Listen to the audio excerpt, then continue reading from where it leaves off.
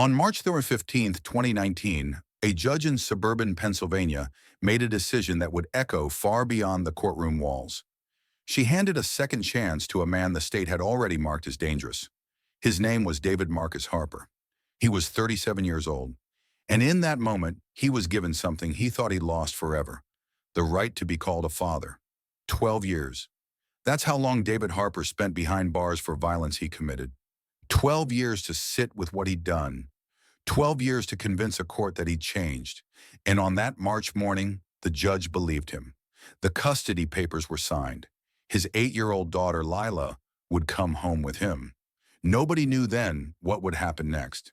Nobody could have predicted it.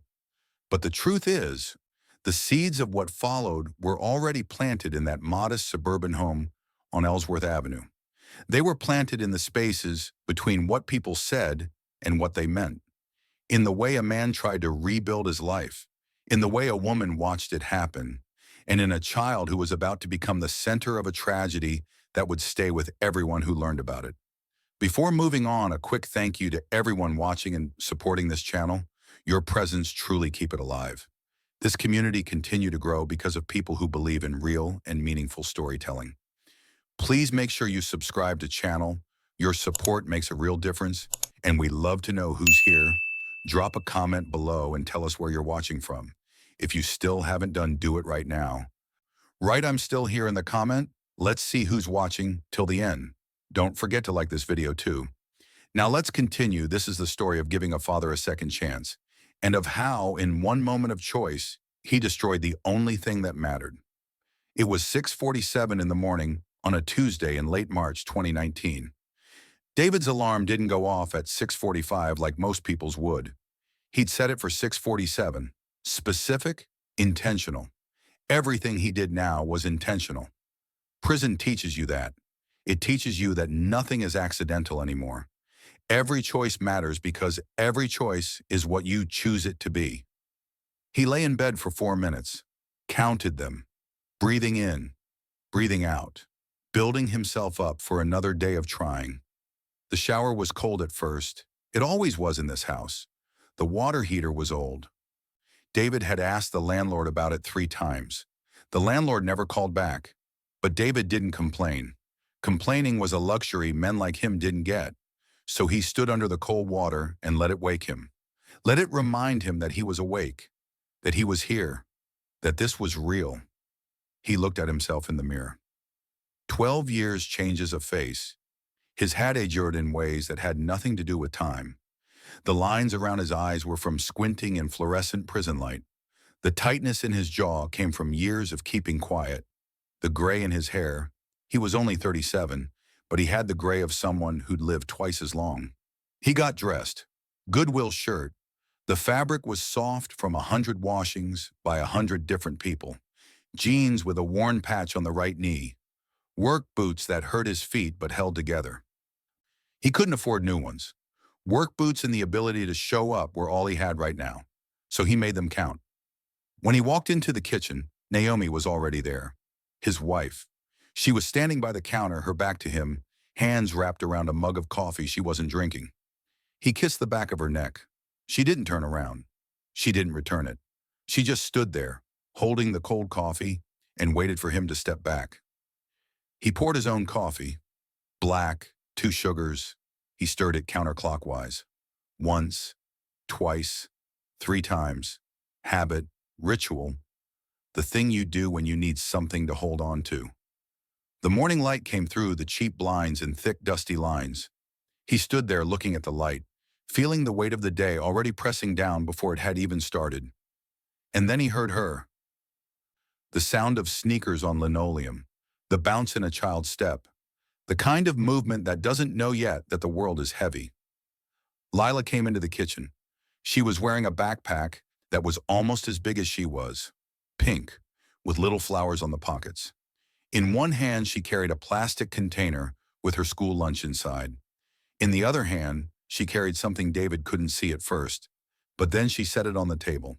A drawing, a picture she'd made at school. It was a house, and in front of the house were 3 stick figures, holding hands. When David saw his daughter, something in his face changed. You could see it happen. like a lock turning, like a door opening that had been closed for a very long time. He looked at her the way a man looks at something he thought he'd never see again. He crossed the kitchen in 3 steps and pulled her close. He held her a little too long. His hands were shaking, just slightly, but you could feel it if you were paying attention. Lila squirmed. "Dad, I need to eat." He let her go. She sat down at the table and opened her container. Inside was cereal and milk she'd have to add when she got to school. David watched her eat. He watched the way her mouth moved, the way her eyes tracked from the spoon to the bowl and back again, the way she blinked. He was memorizing her, as if at any moment someone might take her away again. Naomi was still at the counter. She was watching David watch Lila, and as she watched, her jaw tightened, just slightly. But it was there. You could see it if you were paying attention, and Naomi was paying attention. She was keeping track of every moment, every look, every second of attention David gave to his daughter instead of to her. By the time Lila left for school, David's hands were steady again. He had his coffee, he had his morning routine, he had his second chance. And somewhere in that house, and the woman standing silently by the counter, something had already decided what it thought about that. His coffee was still steaming when he set it down untouched. It would go cold before he drank it. But that was okay. He was used to things going cold. 3 weeks had passed since David came home with custody papers in his hands. 3 weeks of waking up in the same bed, going to work at the distribution center, and coming back to a house that didn't quite feel like home. On the evening of April 5th, 2019, David lay in bed next to his wife, and neither of them was sleeping. The radio played softly from the nightstand, some late-night talk show. Nobody was really listening.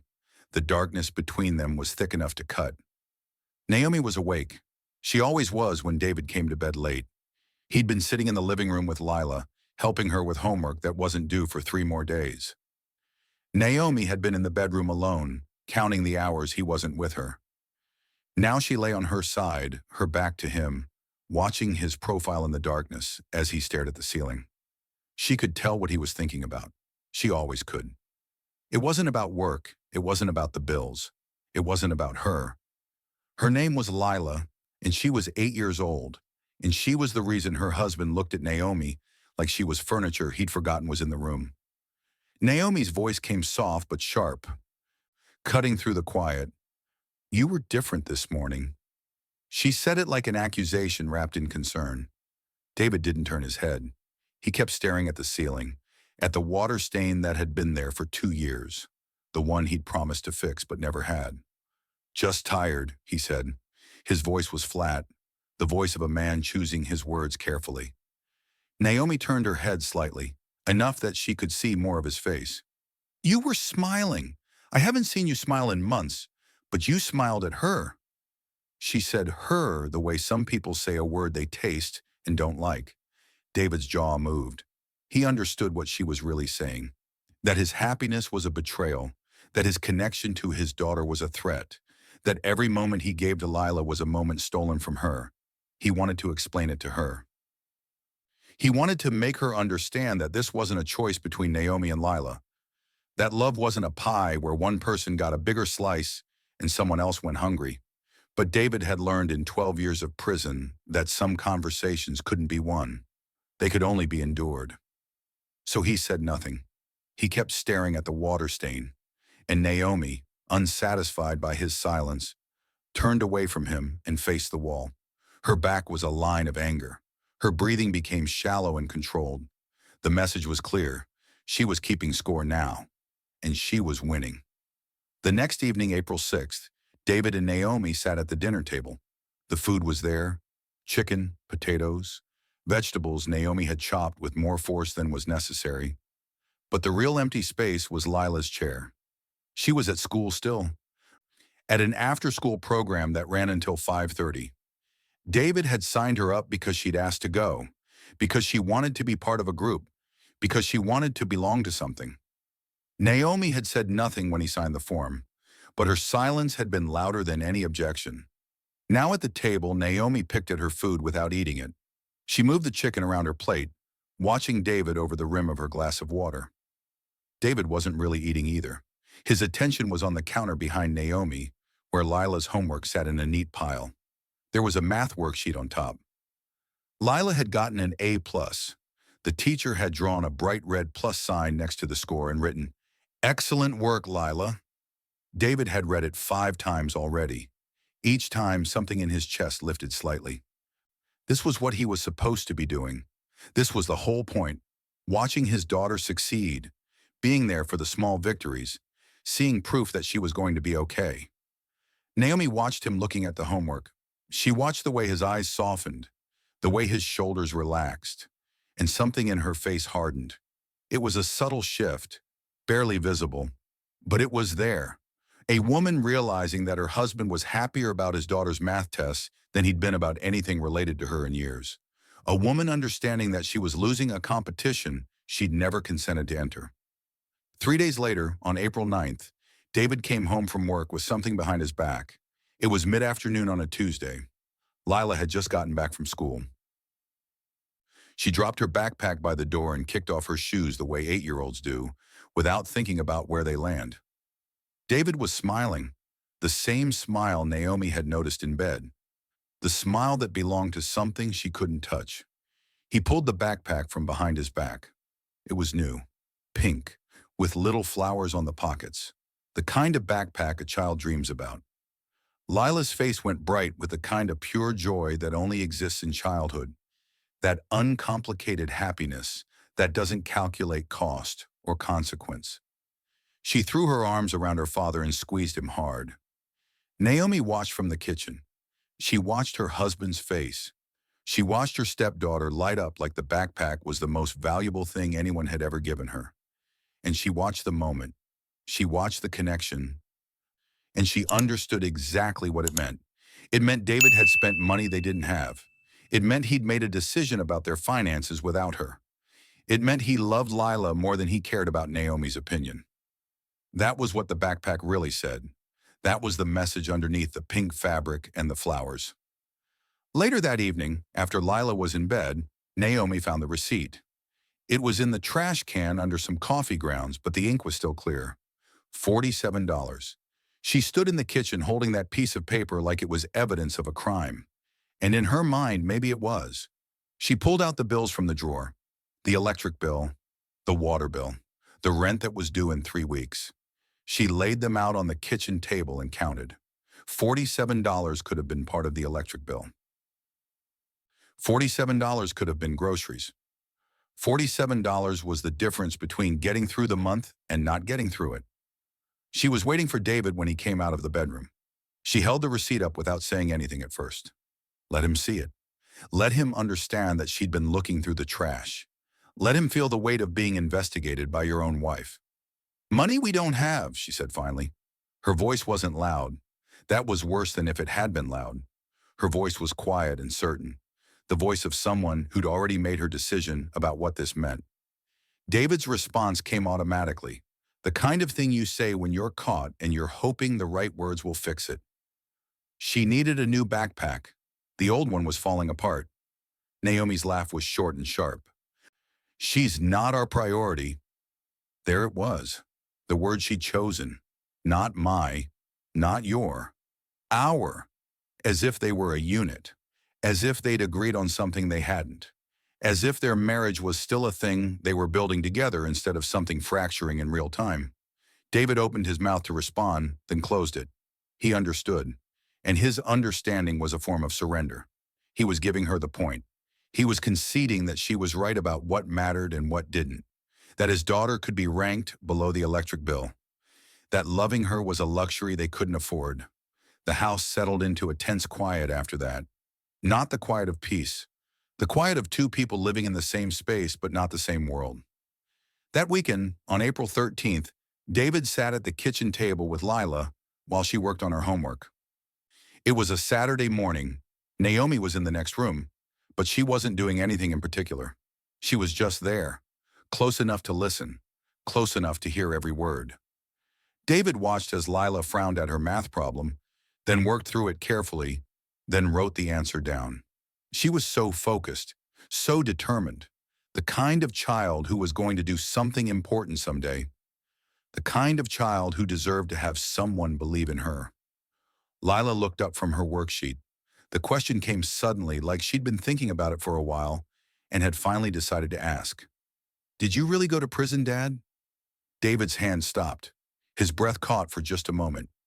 This was the conversation he'd been both waiting for and dreading since the day the judge gave him custody. He paused, counted to 3, then breathed. Yes, he said. The word was small and honest. Lila didn't look shocked. She just looked curious, the way children do when they're asking about something they don't fully understand yet. For hurting people? The question was direct. Lila wasn't trying to be cruel. She was trying to understand her father.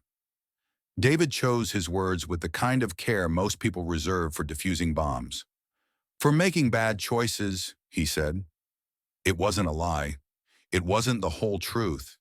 It was a version of the truth that a child could hold without it breaking her. Lila nodded. She accepted it.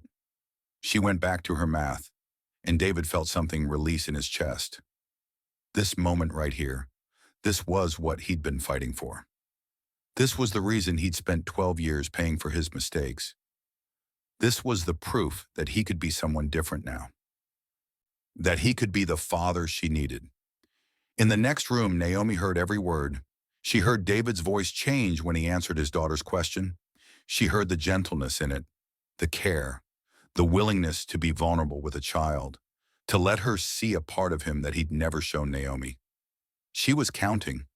Every moment, every inflection, every second of attention he gave to Lila was being cataloged, weighed, measured against what he'd given to her. And the ledger was getting very unbalanced. Naomi had sacrificed. She'd waited for David to get released. She'd let him move into her home. She'd created a space for him to start over.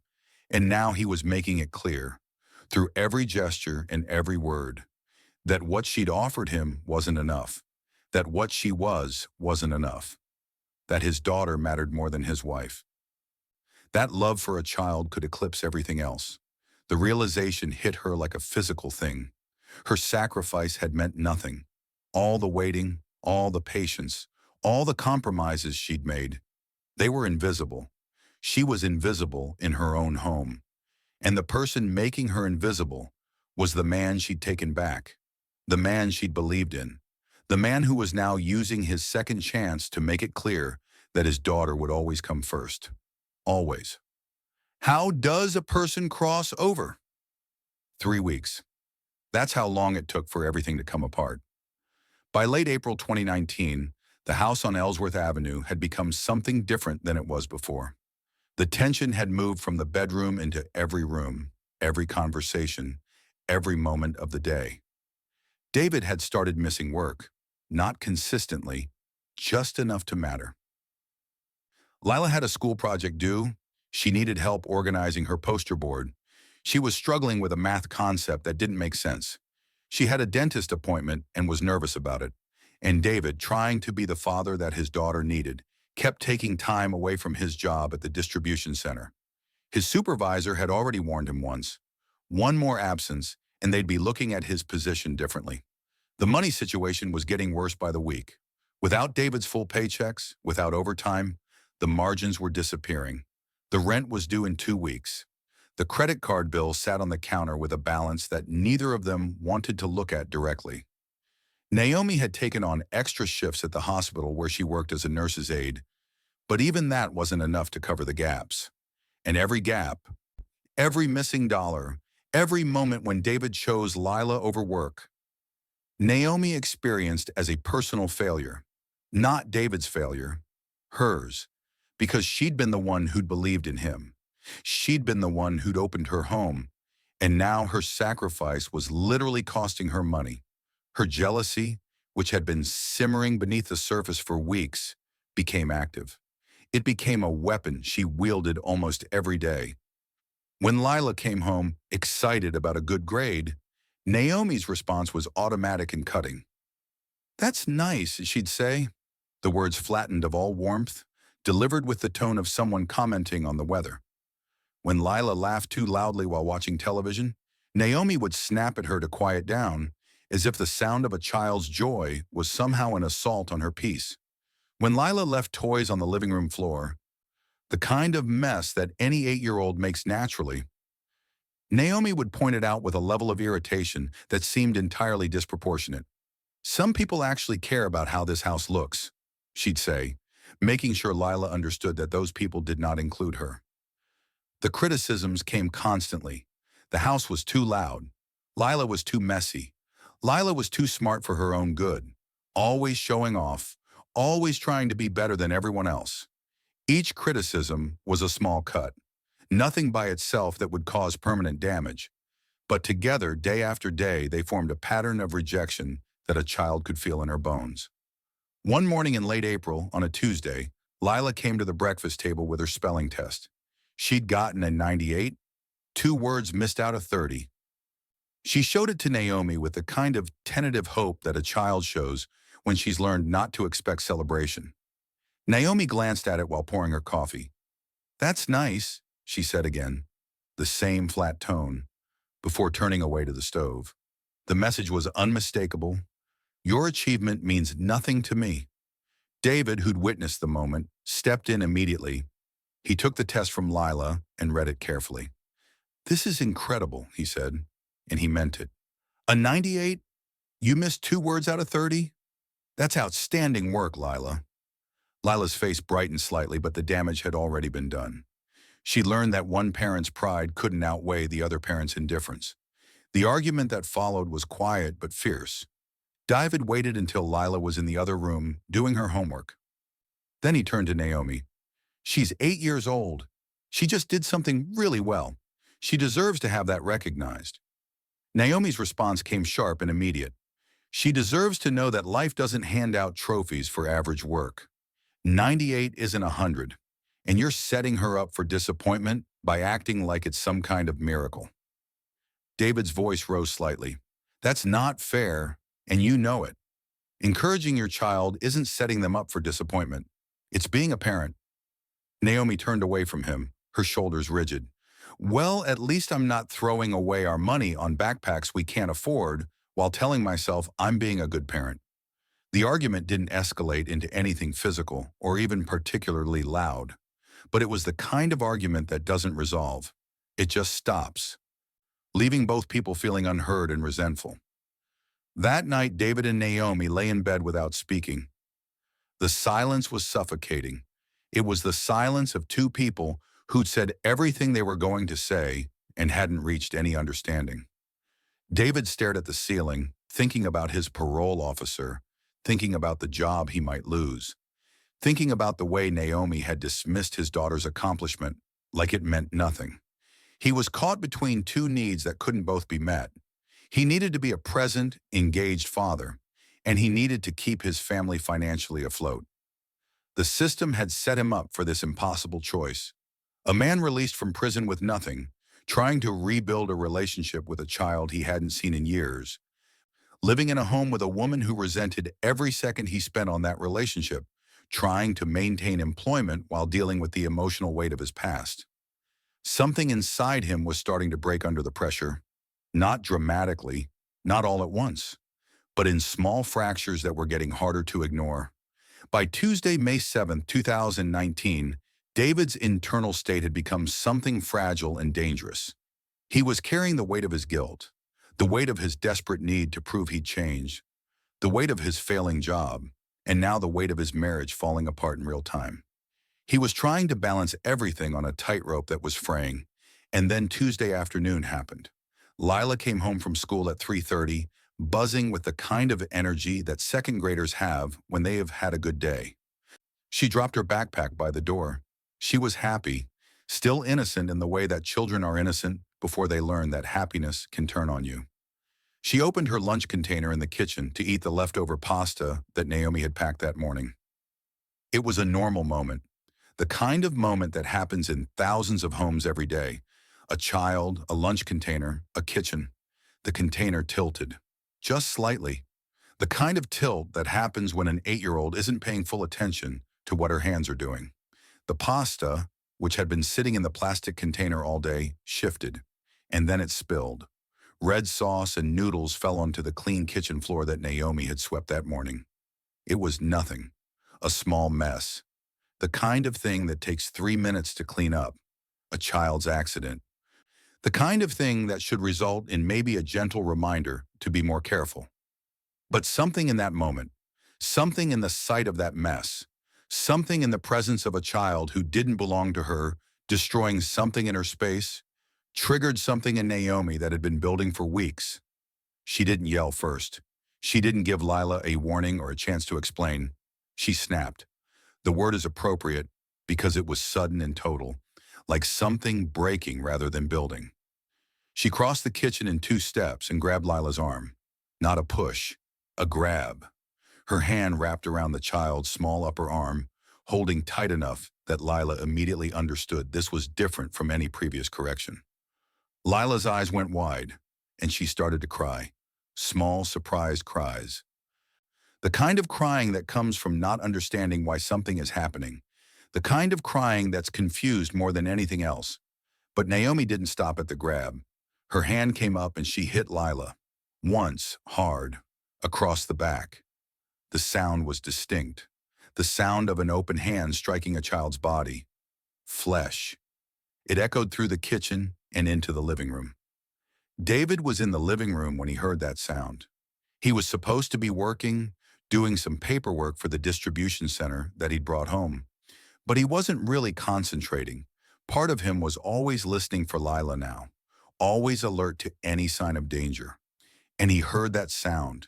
He heard it and he understood immediately what it meant. He stood up, and in that moment, something that had been held in check for weeks, something that had been building since his release from prison, something that he'd been trying to control and suppress, shattered completely.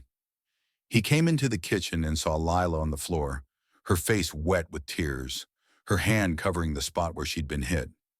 He saw Naomi standing over her hand still raised, and something in David broke. Not in a measured way, not in a way that could be controlled or reasoned with. It broke the way a dam breaks when the pressure becomes too great. He'd been holding on for so long, holding on to the idea that he'd changed, holding on to the belief that he deserved this second chance, holding on to the redemption narrative that had gotten him released from prison. He'd been holding on to the thought that he could be different, that he could be better, that he could protect his daughter and be the father she needed. And in that moment, all of that shattered. Because what he saw wasn't a child who'd spilled pasta. What he saw was everything he'd failed at, everything he'd lost, everything that was spiraling out of his control. His daughter was on the floor. His wife was standing over her with her hand still raised. The system had set him up for failure. His past was catching up with him. His job was slipping away. His marriage was broken. And his daughter, the only person he was doing any of this for, was crying on the kitchen floor. He approached Lila. She looked up at him, tears streaming down her face.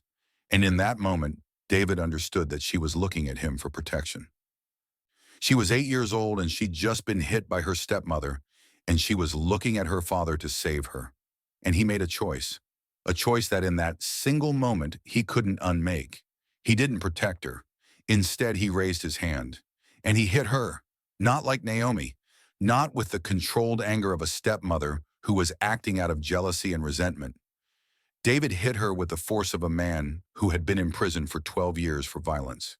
David hit her with the force of all his frustration and desperation and failure. David hit her with the force of someone whose redemption had just evaporated. The blow was brutal. It was the kind of blow that a child's body wasn't built to absorb. Lila made a sound, not a cry, a different kind of sound, the sound of air being forced from her lungs. And then she didn't make sounds anymore. She lay on the kitchen floor, and the room went silent except for David's breathing. The only sound was David breathing, heavily, like he'd just run a long distance. He looked at his hands. He looked at Lila. He looked at Naomi. And in that moment of clarity that comes after a line has been crossed, he understood what he'd done.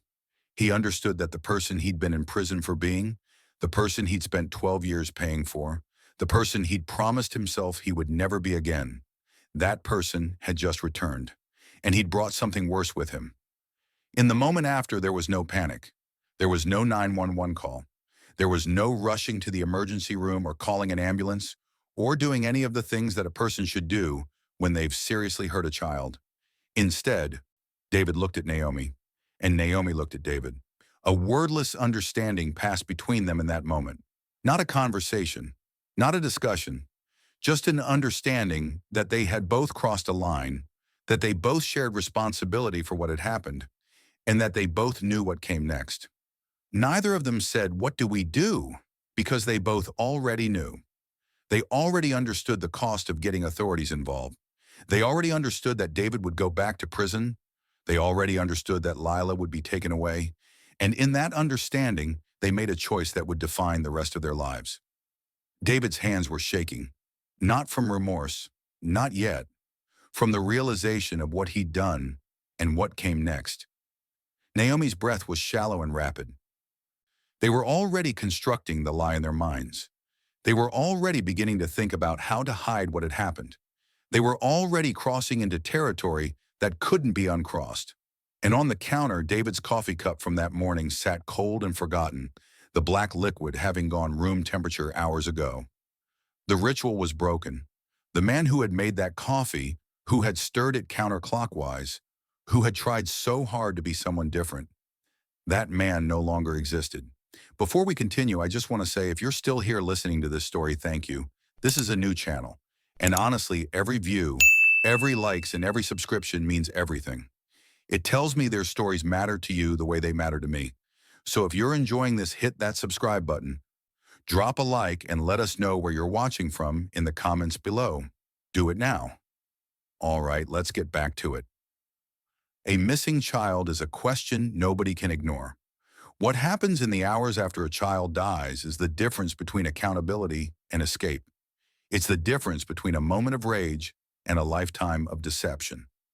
For David and Naomi Harper, those hours in the evening of May 7th, 2019, became the foundation for everything that followed. They didn't call for help. They didn't admit what had happened. Instead, they made a series of decisions that would bind them together in ways far worse than marriage ever could. Lila's body lay on the kitchen floor. The pasta sauce had mixed with other things, creating a scene that couldn't be explained away. They both understood that immediately. They couldn't take her to a hospital. They couldn't call the police. The moment they did either of those things, David would be arrested, and Naomi would be charged as an accomplice. So they made a choice that moved them from a moment of violence into the deliberate machinery of concealment. Over the next several hours, working methodically through the night, David and Naomi wrapped what remained of their daughter. Plastic bags, duct tape, the kind of materials you might have in any garage. The kind of materials that become instruments of horror when used for this purpose. They moved carefully, not out of respect, out of necessity. Every moment they spent on this work was a moment they weren't thinking about what they'd done, wasn't thinking about the 8-year-old girl who should have been asleep in her bedroom, wasn't thinking about the fact that they destroyed a life that had barely started. They were focused on the mechanics of hiding, on the logistics of disappearance. David carried items to the garage. His hands were shaking, but they were doing the work anyway. Naomi wrapped things with a methodical precision that suggested some part of her mind had fractured into a space where this was just a task to be completed. They moved the remains to multiple locations. Some items went into duffel bags that David took to an undisclosed location far from the house. Some went into a freezer in the garage, placed carefully beneath frozen vegetables and ice packs, as if the ordinary appearance of the freezer's contents could somehow sanctify what was hidden beneath. Other portions were placed inside the walls of the house itself, secured in spaces where they thought no one would ever look. The house on Ellsworth Avenue became a tomb with the living still walking through it. The decisions they made that night weren't spontaneous. There was a precision to them.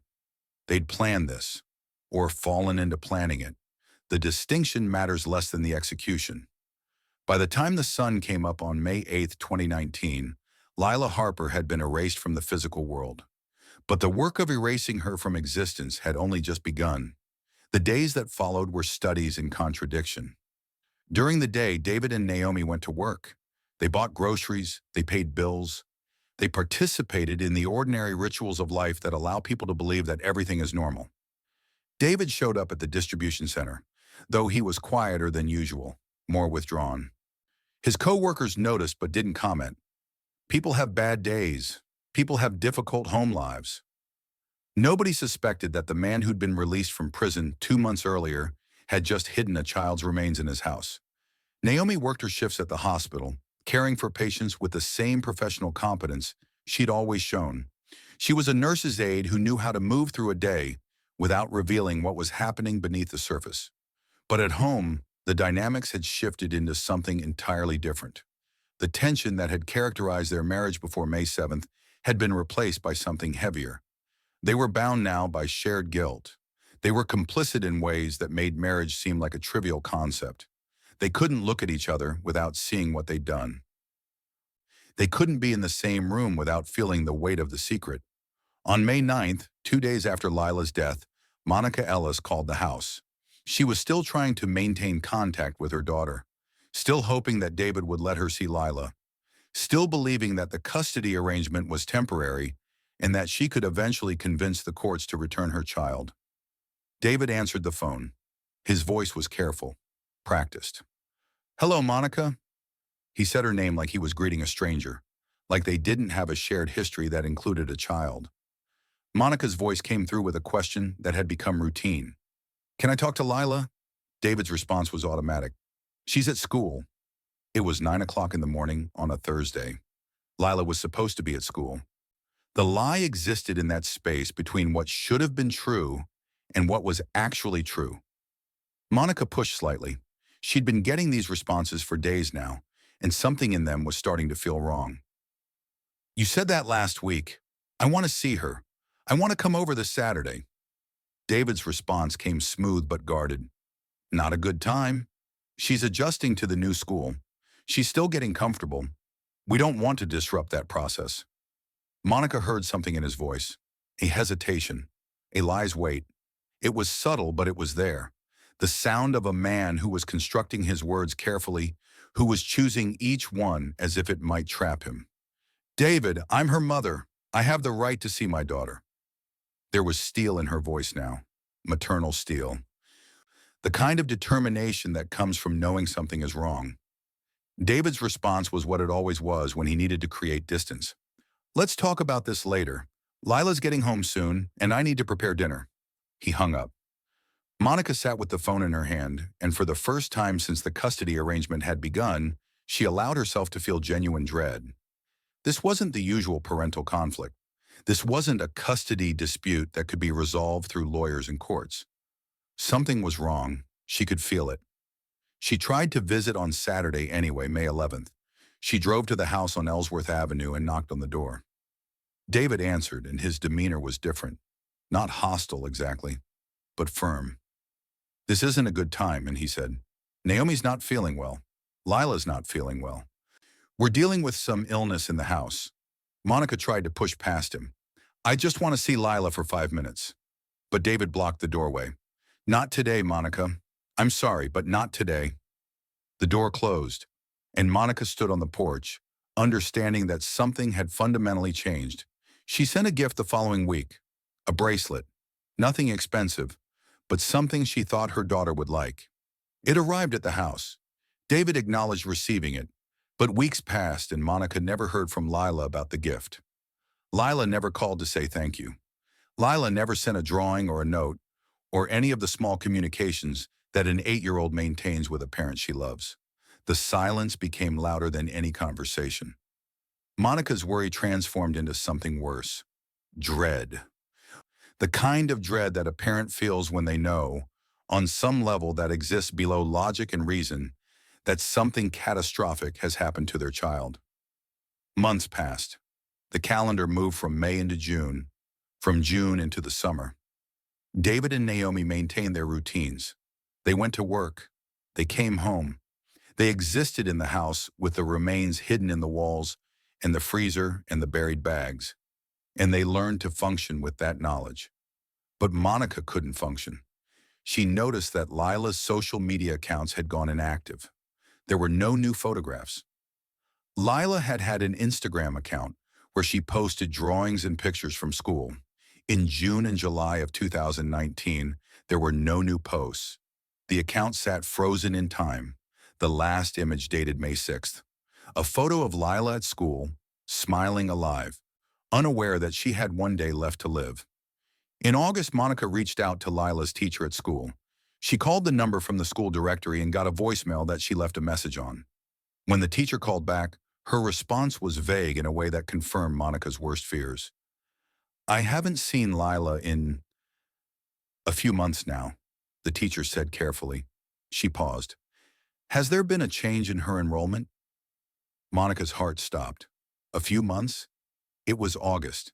If Lila hadn't been in school since May, then no one had been monitoring her welfare. No system had caught the disappearance. No alarm had been raised. By early September, Monica made a decision that would start the machinery of truth in motion. She contacted the Pennsylvania State Police and filed a missing person report for her daughter. Detective James Richardson was assigned to the case on September 6, 2019. He was a detective with 15 years of experience with the Pennsylvania State Police, experienced with cases of abuse and missing children. The first thing he did was pull David Harper's record. What he found was immediate cause for concern. A man with a history of violent offenses, a man who'd just been released from prison, a man who now had custody of a child he'd been separated from for years. A man whose story, when Detective Richardson began to examine it, didn't hold up to basic scrutiny. The detective drove to the house on Ellsworth Avenue on September 7th. David answered the door and his demeanor shifted the moment he understood what was happening. He was cooperative, but guarded. He knew his rights. He'd been through the criminal justice system before. He understood that what he said could be used against him. Detective Richardson asked simple questions. "When was the last time you saw your daughter?" David's response was immediate and smooth. "She's with her mother. Monica wanted her. Lila decided she wanted to go stay with her mother. They've been together for months now. Monica has her." The detective checked. He called Monica directly. "Do you have Lila?" Monica's response was frantic. "No, I don't have her. That's why I filed the report. She's with David." The lie unraveled immediately. It collapsed under the weight of basic fact-checking. David's story didn't survive the first investigation. The detective returned to the house with a warrant to search the premises, and as he sat across from David in the living room, he noticed things. He noticed David's hands. They were clenching and unclenching rhythmically. He noticed David's jaw. It moved constantly as if he was clenching his teeth and releasing them repeatedly. These were signs of extreme anxiety, signs of someone carrying unbearable knowledge. The detective leaned forward. He had the warrant. He had probable cause. He had a man with a violent history and a missing child. And he asked the question that would change everything. "Where is Lila Harper?" David didn't answer immediately. The silence stretched. And in that silence, everything that had been hidden since May 7th began to move toward the light. The search of the Harper residence began on the morning of September 8, 2019, a Saturday. Detective Richardson arrived with a team of officers and a warrant that gave them access to every room, every closet, every space within the house. What they were looking for was evidence of a child, signs that an 8-year-old had lived there, the small markers of childhood that accumulate naturally in any home where a child resides. Toys, clothes, schoolwork, photographs. What they found instead was the absence of all of it. The room that should have been Lila's bedroom was empty. Not just bare, deliberately emptied. There were no clothes in her size, no toys on shelves, no posters on the walls. No evidence that Lila Harper had ever occupied this space, despite David and Naomi claiming she'd lived there for months. The bedroom had been erased as thoroughly as Lila herself had been erased. But the police found other things. Receipts from a home improvement store showed that David had purchased plastic sheeting, duffel bags, and heavy-duty garbage bags in May. The timing was suspicious. The quantities were excessive. Naomi's purchase history showed multiple trips to stores that sold freezer space and storage containers. Credit card statements revealed unusual purchases in the weeks following May 7th. Small things individually. Together, they formed a pattern. a pattern that suggested deliberate acquisition of materials used to conceal something. The detectives team photographed everything. They documented every receipt, every purchase, every inconsistency. The house was giving up its secrets slowly, one detail at a time. Phone records became the next piece of the puzzle. Detective Richardson pulled the records of every call David had made to Monica Ellis. He sat across from David in the interrogation room later that day and read them aloud. May 9th, you told her Lila was at school. May 12th, you told her Lila was adjusting and couldn't be disturbed. May 15th, you told her Lila was ill. May 22nd, you told her that Monica had picked Lila up weeks earlier and you were confused about the timeline. Each call was another lie. Each statement was another construction, another attempt to hide the reality of what had happened. David's story was collapsing under the weight of basic fact-checking. The lies weren't sophisticated. They were desperate. They were the lies of a man who was running out of time and running out of options. Then the detective mentioned something that made David's face change. A neighbor had come forward. She'd seen David and Naomi moving bags late at night in May. Specifically, she remembered the date because it had struck her as odd. May 8th, around 2 in the morning. The neighbor couldn't sleep and had looked out her window. She'd seen David carrying duffel bags. She'd seen Naomi directing him. She'd seen them loading items into a vehicle. The neighbor had thought it was unusual but hadn't said anything. Now, months later, she was telling police what she'd witnessed. The detective looked directly at David as he mentioned this, and David looked away. He looked at his hands. He looked at the table. He looked anywhere except at the detective's face. The interrogation room was small, a table, 2 chairs, a recording device with a red light that had been on since David arrived. The detective's approach was methodical and precise, not angry. Anger would have given David something to react against. Anger would have suggested emotion. This was different. This was the approach of someone who already knew the answers to the questions he was asking. The detective leaned forward slightly. "Where is your daughter, David?" His voice was calm, measured, the kind of voice you use with someone who's already lost control. David's response came automatically, as if it was the only thing his mind could produce. "She's safe." The detective didn't react. He'd heard this before. He knew how to wait. "Is she with her mother?" the detective asked. The question was simple, basic, the kind of question that required a yes or no answer. David repeated the same response. "She's safe." The detective continued, asking the same question different ways, and David's answer remained constant. "She's safe." That was all he could say. That was all he could hold on to. The detective then presented the evidence. The phone records, the freezer receipts, the neighbor statement. With each piece of evidence, David's answers became shorter. His breathing became shallower. He was starting to understand that the walls were closing in, that there was no escape route left, that the only remaining choice was how much of the truth he would reveal. The detective asked a direct question. "Did you hurt her?" The silence that followed lasted exactly 30 seconds. It felt longer. It felt like the silence of a man watching his entire life collapse in real time. David's eyes began to water, not because he was crying, not because he was experiencing remorse. His eyes were watering from the pressure of holding back, the pressure of the lie, the pressure of 4 months of deception finally reaching its breaking point. The detective waited. Patience was a tool. The detective knew how to use it. After the silence, he asked another question. "Did Naomi hurt her?" Another silence. This one was different. This one was the silence of someone trying to figure out how to distribute blame between himself and his wife. The detective's voice became quieter. "You can tell me what happened, but you need to tell me where she is. Right now, David. Where is Lila?" The dam broke. Not all at once, but it broke. David's confession came in fragments, incomplete sentences, partial truths wrapped around denials. "She fell," he said first, a lie designed to suggest accident. But the detective waited, and David continued. "Naomi hit her. I tried to stop it." Another partial truth, a suggestion that he'd attempted to intervene. The detective didn't interrupt. He knew that silence was the space where confession happened. David kept talking. It was an accident that became something else. An accident that became murder. An accident that became 4 months of hiding evidence. An accident that became the systematic dismemberment and concealment of a child. Then David said the words that confirmed what everyone suspected. She's not, she's gone. 3 words.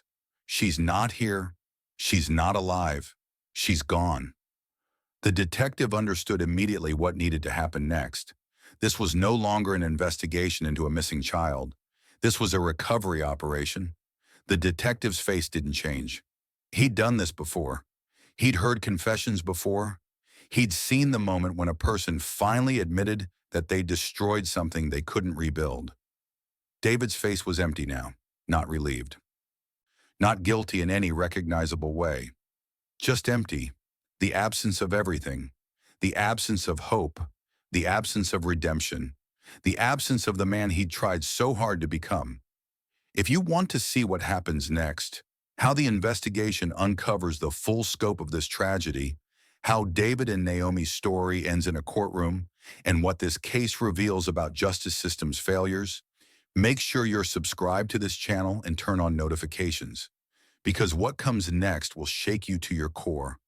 A confession that wasn't quite a confession, an admission that wasn't quite an answer. But it was enough. It was enough to find her. And in finding her, the true horror of what had happened would become unavoidable. Why did they protect the lie instead of the child? What happens after a confession is the slow process of confirmation. The machinery of truth grinding forward with methodical precision. On September 9th, 2019, the day after David's partial admission, law enforcement conducted a systematic search of multiple locations: the garage, the crawl space, the walls of the house on Ellsworth Avenue where David and Naomi had hidden pieces of their daughter over the course of 4 months. They found what David had indicated they would find: the remains of Lila Harper scattered across multiple locations, like evidence of a crime so complete that it defied the normal categories of human violence. The authorities documented everything. They photographed it. They cataloged it. They preserved it as evidence. But the details of what was discovered, the specific locations, the exact condition of what they found, those details were withheld from the public. Some things we don't need to hear. Some horrors exist in the space between what we know happened and what we choose not to visualize. The public knew that Lila had been found. The public didn't need to know the manner in which she'd been hidden or the state in which she'd been discovered. But Monica Ellis needed to know everything. She was called in on the afternoon of September 9th to the police station. She brought a photograph with her, the same photograph she'd shown David 100 times. "Please let me see her." He never let her. She held it in her hands as she waited in a room that was designed for delivering the worst news a parent could receive. Detective Richardson sat across from her and told her what had been found. The words he used were clinical, professional. The language of law enforcement required that he be precise and unemotional. But Monica understood what the words meant. Her daughter was dead. Her daughter had been dead since May. Her daughter had been hidden in her own home while Monica had been calling and asking to see her. While Monica had been driving to a house and being turned away at the door. While Monica had been filing police reports and trying desperately to protect a child who was already gone. Monica's face changed in the way a face changes when all hope dies simultaneously. It wasn't a gradual realization. It was a moment. A single moment where everything shifted from possibility into finality. She held the photograph of Lila and understood that the daughter in that photograph would never grow older, would never graduate from school, would never fall in love or have her own children or accomplish any of the things that a life contains. The daughter in the photograph was frozen at 8 years old, and she would remain 8 years old forever. Monica began to cry, not the tears of someone grieving, the tears of someone experiencing the complete annihilation of their future. She'd spent 4 months not knowing, and learning the truth was somehow worse than not knowing had been. While Monica was being told that her daughter was dead, Naomi Harper was being brought in for her own interrogation. Unlike David, who had eventually broken under the weight of his knowledge, Naomi did something different. She doubled down.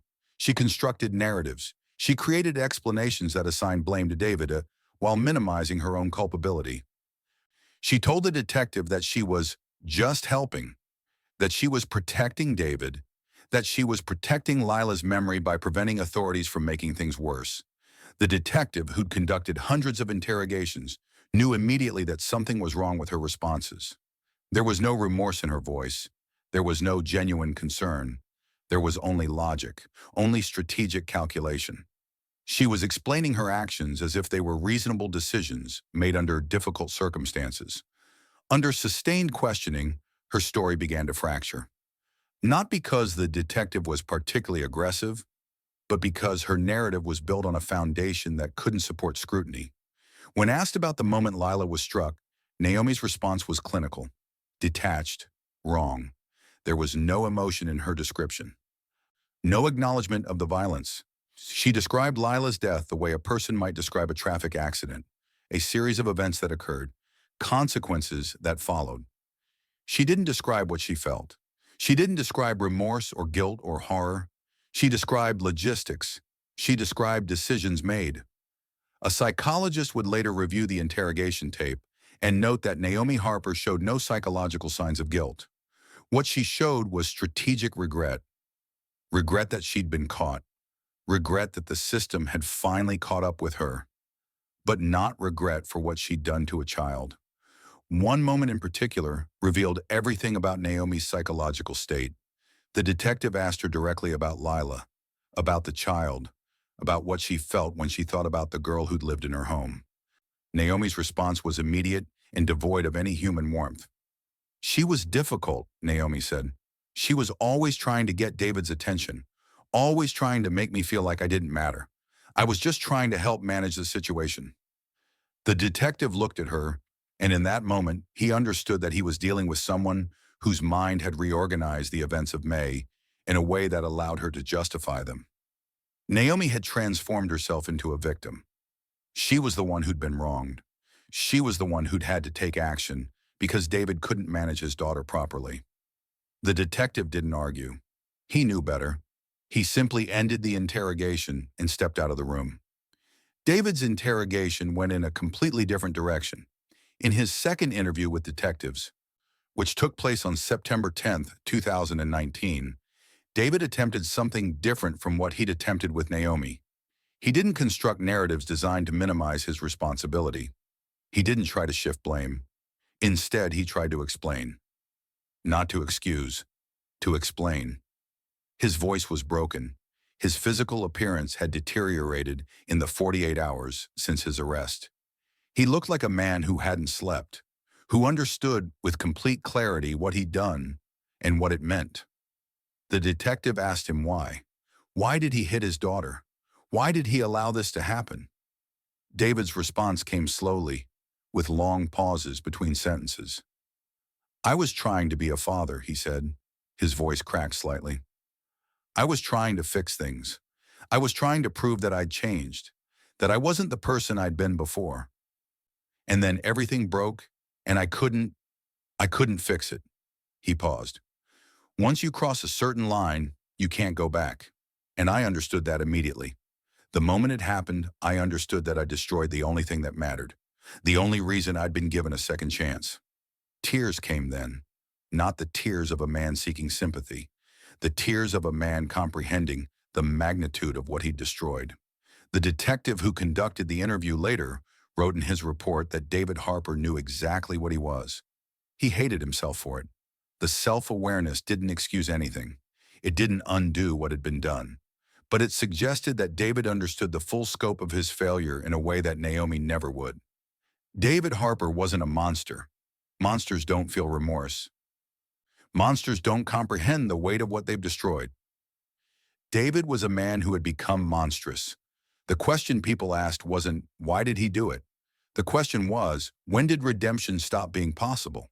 When did the possibility of change evaporate? And the answer was devastating in its simplicity. It came after she was gone. It came when it was too late to matter. Two people, two interrogations, two completely different psychological states. One was broken by what he'd done. One was angry that she'd been caught. And between them lay a child who had paid the ultimate price for their actions. a child who would never grow older, a child who would never know anything except the moment before her father raised his hand. This is where the case takes a turn toward justice. But justice in cases like this is never simple. It's never satisfying. It's a system forced to confront its own failures. If you want to see how David and Naomi face a courtroom, if you want to understand how a community responds to a tragedy this profound, if you want to hear what Monica Ellis has to say about the man who stole her daughter, subscribe now and turn on notifications, because the final chapters of this story will challenge everything you think you know about responsibility, redemption, and the price of second chances. Don't miss it. The trial of David Marcus Harper and Naomi Harper began on October 28, 2019 in the Lancaster County Courthouse. The prosecution presented their case methodically, laying out a timeline that exposed the magnitude of the system's failure. Lila Harper had been missing for 4 months before anyone with authority had taken meaningful action. 4 months. During that time, she was hidden in the walls of her own home, while institutions designed to protect children had failed at their most basic function. The prosecutor presented the facts without emotion. The judge had awarded custody to a man with a documented history of violent offenses, a man who'd spent 12 years in prison for assault, a man with multiple parole violations on his record, a man who was, by any reasonable standard, a risk to vulnerable people. The court documents were entered into evidence. David's history was laid bare: prison sentences, substance abuse charges, a pattern of behavior that should have disqualified him from ever having unsupervised access to a child.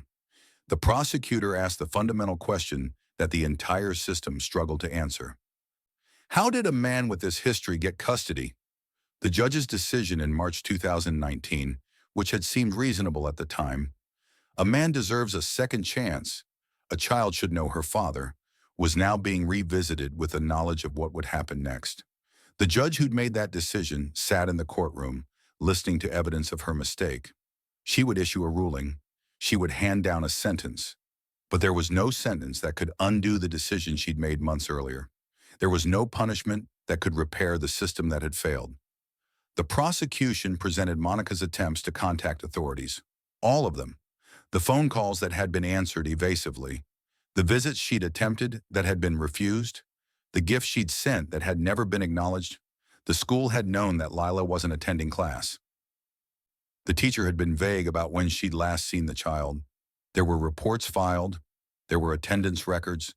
There were moments, multiple moments, where someone could have acted, could have investigated, could have saved her life. The prosecutor's voice carried the weight of systems that had failed. Lila Harper wasn't killed in a moment of rage that nobody could have predicted. She was failed by a sequence of moments where no one acted, where no one connected the dots, where no one prioritized a child's safety over the legal rights of a man with a violent history. The evidence was undeniable. The failures were documented. And everyone in that courtroom understood that Lila's death was preventable, not inevitable. Preventable. David's family appeared in court on the second week of the trial. His mother, his sister. Their faces carried shame. Not the shame of a family who'd been wronged, the shame of a family who knew what one of their own had done. They didn't defend him. They sat silently and listened to testimony about their son and brother murdering a child. His mother cried. His sister looked at the wall. There was nothing they could say that would change what had been done. Naomi's family took a different approach. They claimed ignorance. They suggested they hadn't known what was happening in the house. They didn't know about Lila's death.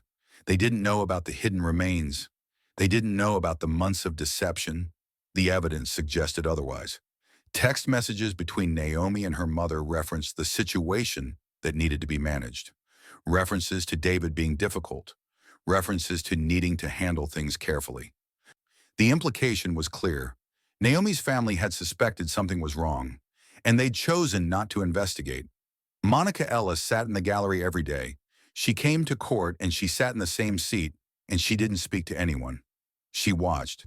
She watched David. She watched Naomi. She watched the judge and the jury and the prosecution laying out the evidence of what had happened to her daughter. She brought the photograph with her every day. the same photograph she'd shown David 100 times. Please let me see her. He never let her. Now she held it while listening to descriptions of her daughter's final moments. One moment in particular became pivotal. The prosecutor turned to David and asked him directly about Lila. Tell the court about your daughter's intelligence. Tell the court about her kindness. Tell the court about the potential that she had. David opened his mouth, and no words came. He had no answer. He had no way to describe the child he'd murdered in terms that would satisfy the question being asked. He could have said that Lila was bright, that she excelled at school, that she was kind to others, that she had her mother's gentle nature. But saying those things would be an acknowledgement of everything he'd destroyed. So he said nothing, and his silence was more damning than any confession could have been. Because everyone in that courtroom understood that David knew exactly what he'd taken from the world. On November 15, 2019, David was brought to the courtroom for his final moments before sentencing. His hands were clenched. The ritual of the coffee cup was gone now. He didn't pour black coffee with 2 sugars anymore. He didn't stir counterclockwise. He'd been stripped of the rituals that had helped him construct an identity as a man trying to change. Now he was simply a man waiting for judgment. The judge entered. The courtroom stood, and the sentence was delivered. Life without the possibility of parole. David Harper would spend the remainder of his existence in a prison cell, and he would die there. The sentence was read with finality. As David was led away, he looked across the courtroom toward Monica. His eyes met hers for a moment, and Monica didn't look back at him. She looked at the photograph of Lila. Always the photograph. Naomi showed no emotion as she was led from the courtroom. She was already constructing her next narrative in her mind, already planning her appeal, already reimagining the events in a way that would allow her to live with what she'd done. There was one final detail that stayed with the investigators. David's coffee cup from the morning of May 7th, 2019, the morning he killed his daughter, was never found. It had disappeared in the chaos of that day. A small thing, meaningless in the grand scheme of a life destroyed. But it stayed with the detective who'd worked the case. A ritual interrupted, a man's attempt at normalcy erased. Lila Harper was 8 years old. She was intelligent. She was gentle. She was a daughter to a woman who loved her desperately, and she was killed by a man who was supposed to protect her. The man who did it knew, in every moment after that moment, what he had done. The punishment came. Life without parole. But justice was a poor substitute for what was lost. The case was closed. The verdict was delivered. The sentences were handed down, but the questions remained unanswered. And the only person who could have answered them, the child who lived inside that house, had no voice left to speak. This is where the case should end, but it doesn't, because Lila's death exposed fractures in every system designed to protect children. And there's one final step that will show you what we learned from this tragedy, what changed, what didn't change, and what Monica Ellis has to say to the world about the daughter she lost. Subscribe now and turn on notifications so you don't miss the final step of Lila's story, and tell me in the comment below from which country are you watching right now. Because understanding how we failed her is the first step toward making sure it never happens again. Don't forget to subscribe now. 7 years after Lila Harper was buried in the walls of a house on Ellsworth Avenue, someone else pours black coffee in a kitchen somewhere. 2 sugars. They stir it counterclockwise. It's a ritual so ordinary that no one notices it. No one understands that it carries the weight of a life interrupted. David Harper used to pour that coffee every morning. He used to perform that ritual as a way of telling himself that he was trying, that he was attempting to be someone different than the person he'd been in prison, that every day was a chance to prove he'd change. But David Harper never changed. Not in the way the system believed he had, not in the way the judge believed he could. The ritual continued after his arrest, after his conviction, after he was sentenced to life in prison. Someone else, somewhere else, pours that coffee. And the ritual persists, indifferent to the tragedy it once accompanied. The photographs of Lila still exist. School pictures where she's smiling at the camera with the kind of unself-conscious joy that only children possess. There's one particular photograph that Monica kept. It was taken in the spring of 2019, just weeks before Lila's death.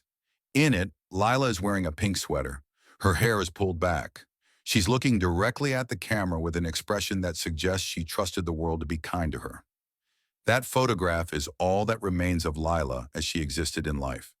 Not as remains hidden in walls or freezers, but as a child, as a girl who was alive and present and full of potential.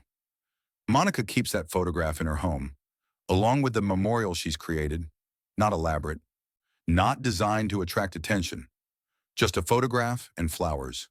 The flowers change with the seasons, but the photograph remains constant. It's a small space dedicated to the memory of a daughter who should have grown into a woman. The larger question that haunts everyone who studies this case is the question that has no satisfying answer. Why do we break? It's not the question of how Lila died. It's not the mechanics of violence. It's the deeper question of why human beings are capable of crossing lines that once crossed can never be uncrossed. Why do systems designed to protect fail so spectacularly? Why does belief in redemption sometimes blind us to the reality of danger? The system believed in David Harper's redemption. The judge made that decision based on a file that showed a man released from prison on parole, attempting to rebuild his life. The system wanted to believe that people change, that time in prison can transform a person, that a man who'd spent 12 years paying for his crimes deserved another chance at fatherhood. But redemption requires conditions that David Harper didn't have. It requires time, but David needed immediate employment and immediate housing and immediate integration. It requires psychological support, but David received minimal mental health intervention after his release. It requires stability, but David's home was fractured from the first day he arrived. Naomi's jealousy wasn't a character flaw that emerged from nowhere. It emerged from a woman who felt abandoned and invisible in her own marriage. She'd taken her husband back when he returned from prison. She'd offered him a home. She'd offered him a second chance, and in return, she watched him connect with a daughter while she was neglected. The system didn't account for that. The system didn't provide therapy or family counseling or the kind of intervention that might have prevented what happened. Instead, it placed a man with a violent history in a home with unaddressed psychological issues and called it a family arrangement. A child died because all of these things converged in a single moment. One moment on May 7th, 2019, where David crossed a line, not gradually, suddenly. The pressure had been building for weeks. The money was tight. The marriage was failing. His job was slipping away. And then his daughter spilled pasta on the kitchen floor. And in that moment, something broke in him. The redemption narrative collapsed. The man trying to be different became the man he'd always been. The man with a history of violence. The man with a capacity for brutality. The man who, when the pressure reached a certain threshold, reverted to what he knew. We want to believe that people can change. That's the lie we tell ourselves because the alternative is too terrible to contemplate. We want to believe that second chances matter, that time in prison is redemptive rather than just punitive. We want to believe that families can heal even when they're broken in ways that seem irreparable, and sometimes they can. Sometimes the second chance works. Sometimes the man comes home and builds a life and never raises his hand in violence again. But sometimes the pressure is too great. The past is too heavy. The present is too fragile. And the future never comes. Redemption isn't guaranteed. It's conditional. And the conditions were never met in David Harper's case. Nearly 8 years have passed since Lila's death. In that time, Monica Ellis has continued living. She goes to work. She participates in the ordinary activities that constitute a life. But she also sits in her home, in the quiet moments that most people use for rest, and she opens a box. Inside are the artifacts of her daughter's brief existence, drawings that Lila made in school, math worksheets with A+ marks, a toothbrush, small, pink, made for a child's mouth.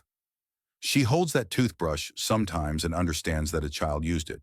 A child with a future used this object. That child brushed her teeth before school. That child went to sleep hoping to dream of things that mattered to her. That child had 17 years ahead of her if the world had been different. If the system had worked, if one man had made a different choice on one afternoon in May, Lila Harper would be 15 years old now. She'd be in high school. She'd have friends. She'd be developing opinions about music and movies and the kind of trivial things that matter enormously when you're a teenager. She'd be thinking about what she wanted to be when she grew up. She'd be experiencing the first stirrings of independence, but she doesn't. She remains 8 years old in every photograph. She remains 8 in the memory of everyone who knew her. She remains frozen in time, forever on the edge of the life she should have lived. The horror of this story isn't just that it happened, it's that it could happen again. It could happen tomorrow in a house on any street in America. A man with a violent history could be awarded custody. A stepmother could feel invisible in her own marriage. A child could spill something on the kitchen floor, and the line could be crossed. We're all capable of it. We're all human beings existing under pressure, managing past trauma, navigating systems that don't fully support us. We're all one moment away from making a choice we can't undo. That's the real terror of this case, not the violence, but the proximity, the recognition that the conditions that led to Lila's death exist in homes across the country right now. And we still don't know how to stop it. The photograph of Lila remains young, smiling, alive in a way that only children are alive. The image holds everything she was and everything she never got to become. Now we sit with that complexity. That's all we can do. If you found this investigation into Lila Harper's case significant, we encourage you to subscribe to our channel for additional documentaries exploring systemic failures in child protection services. Like this video if you believe these stories deserve serious examination, and share your perspective in the comments below. What this case reveals about custody decisions, redemption, and institutional accountability is crucial for ongoing public discussion about how we protect vulnerable children in our communities.